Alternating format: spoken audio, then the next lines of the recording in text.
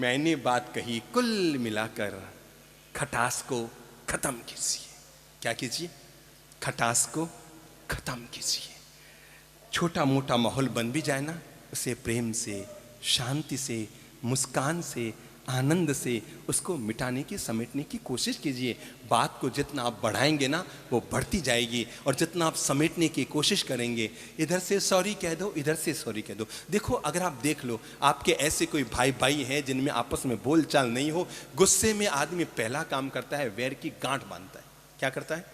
गुस्से में आदमी सबसे बड़ी भूल करता है, बोलचाल बंद, आना जाना बंद। मैंने ऐसे ऐसे भाइयों को देखा है जो एक माँ के पेट से पैदा हुए, ट्विन्स पैदा हुए, पर आपस में बोलते नहीं, मिलते नहीं, एक दूसरे के यहाँ जाते नहीं, एक दूसरे के काम आते नहीं, केस मुकदमे कर रखे हैं छोटी छोटी बातों को लेकर। मेरे भाई, दुनिया में रहना कितना है? 4 दिन की जिंदगी है, 2 दिन बीत गई और 2 दिन बीत जाने वाले हैं। किसकी झकाड़ कर रहे हो? पैदा हुए थे ना धरती पर, तो माँ ने जो पहला कपड़ा पहनाया था उसका नाम क्या था?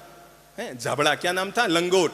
माँ ने जो पहला कपड़ा पहनाया वो था लंगोट, और मरने के बाद जो लोग अंतिम कपड़ा ओढ़ाएंगे उसका नाम है कफन। देखो तो सही, आदमी जब पैदा होता है तो शरीर पर सबसे पहले लंगोट पहनाई जाती है, पर लंगोट में कोई जेब नहीं होता। आदमी जब मरता है तो अंत में कफन ओढ़ाया जाता है, कफन में कोई जेब नहीं होता। पर आदमी की हालत देखो, बचपन में लंगोट में जेब नहीं था, मरने पर कफन में जेब नहीं था, पर जिंदगी भर आदमी जेब ही जेब भरता रह गया। बस जीवन का कोई निस्तार न कर पाया, जीवन का कोई कायाकल्प न कर पाया, जीवन का कोई उद्धार नहीं कर पाया। तो मैंने पहला अनुरोध आप लोगों से किया, अपने घर में इस तरह का माहौल बनाओ। देख लो, आज ही निर्णय कर लो। अगर आपके किसी भाई के साथ बोलचाल बंद है, मेरे भाई, बाकी सब चीजें यही रह जाएगी।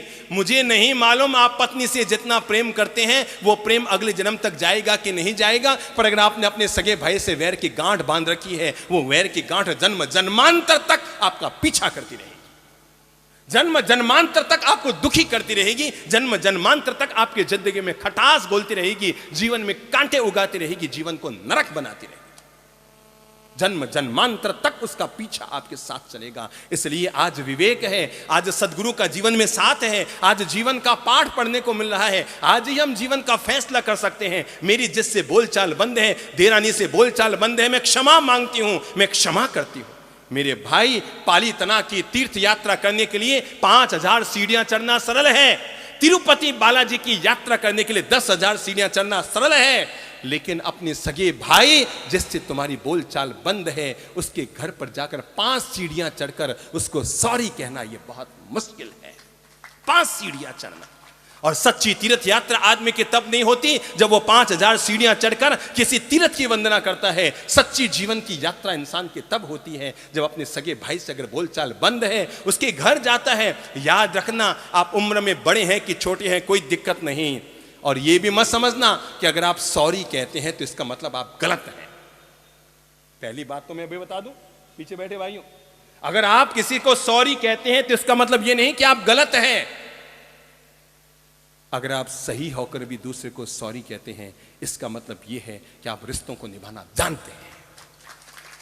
अगर आप जेठानी होकर आपको पता है कि गलती देरानी ने की, फिर भी आप मामले को समेटने के लिए अपनी तरफ से सॉरी कहते हैं।